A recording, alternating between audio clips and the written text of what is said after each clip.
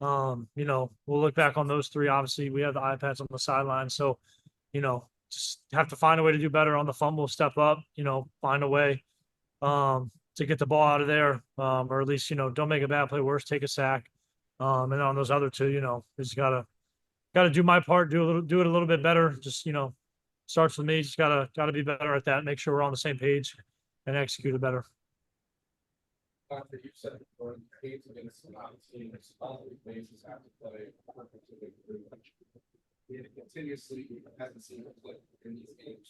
Why do you think it happened today, but not complimentary? Like just talked about, what do you think happened? There's a lot of factors I would say if you watch the game. Like as a fan perspective, there's a lot of things you don't see. Certain times, like especially on special teams and defense and offense, if one person doesn't do their job, it affects the whole unity of the chain. It's like a link in the chain. One link in the chain breaks, the whole thing is done. You know what I'm saying? So it's kind of like that. Like when we come to every game, we don't plan to go, hey, we're not going to click when the offense is going. Like we try to be complimentary, like Coach Locke says, and it's just like we just every week we just try to be better than last week. Try to be better than the last game that we showed the same tendencies of not aligning and not playing complimentary like we did today. It's just like, you know what I'm saying? Like we put them in situations, they put us in situations, special team put us in situations. Like we can all look at each other and point the finger, but it's all of us, you know what I'm saying? So we gotta be accountable for what we gotta do for every week.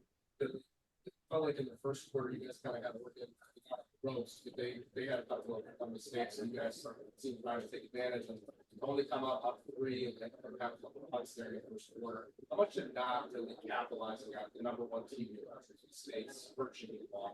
Yeah. When you play a great team like Oregon, obviously they're number one team in the country.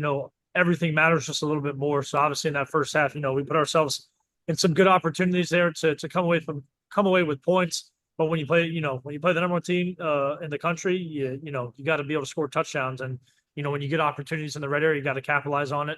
And obviously, in the long run of the game, it eventually came back to bite us. But we're just like Dante said, every week we're trying to chase in the chase of getting better. The chase of perfection, knowing that we will never get there. But as long as we're getting dang near close to it, then we're going in the right direction. So offensively, yeah, we got to be better, especially when we play great teams like this. Like I say, every week in the Big Ten, every game's gonna be a dogfight. Every week we're playing top 10, 15 defenses in the country. So we got to be more efficient, especially when we get in the red area, third down, and find a way to stay on the field and come up with touchdowns.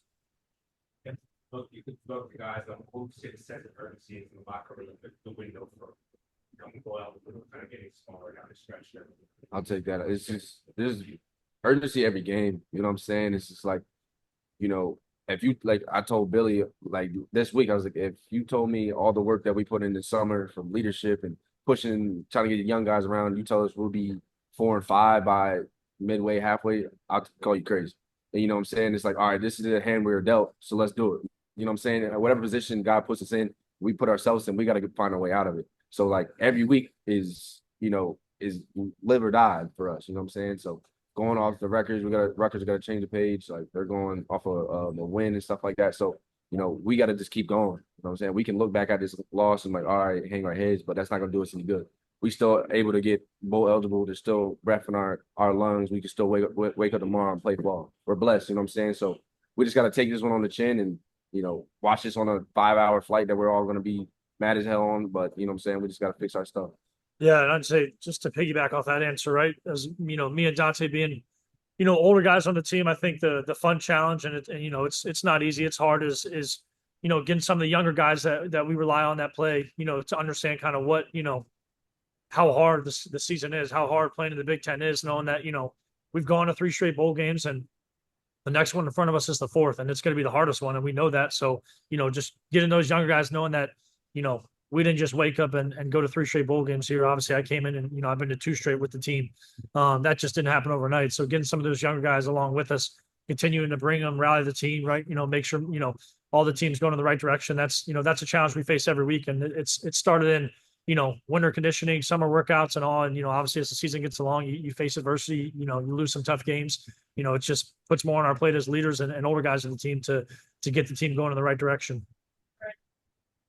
Dante, Oregon didn't seem to have a lot of explosive plays. There was a lot of kind of consistent 4 or 5 yard games moving down the field. What specifically made it so hard to defend their offense? The quarterback, he's ahead of the snake. He gets everything.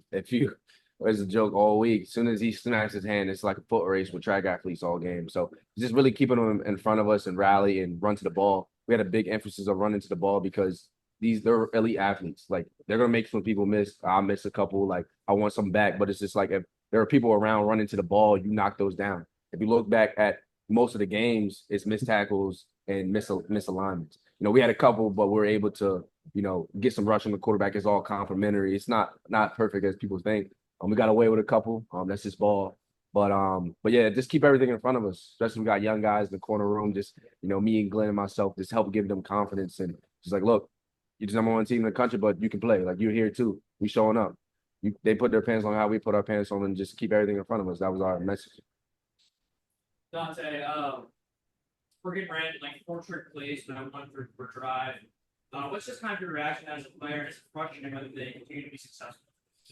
And every game, watching Oregon, they have a lot of exotic formations, trick formations. You just got to survive the downs because there's a lot of situations you get put in, motion and fake here and fake there. They're just trying to get your eyes, and it's kind of hard because we got certain rules, and there's some situations we've never been in before. We got to look at and learn from those. We survived some and been able to get some guys on the ground, but there's just like you said, it's trick plays. Like they're meant to hit. They either hit or they don't. It's like positive or negative. There's no in between. So, we just try to just mitigate the risk. Appreciate it.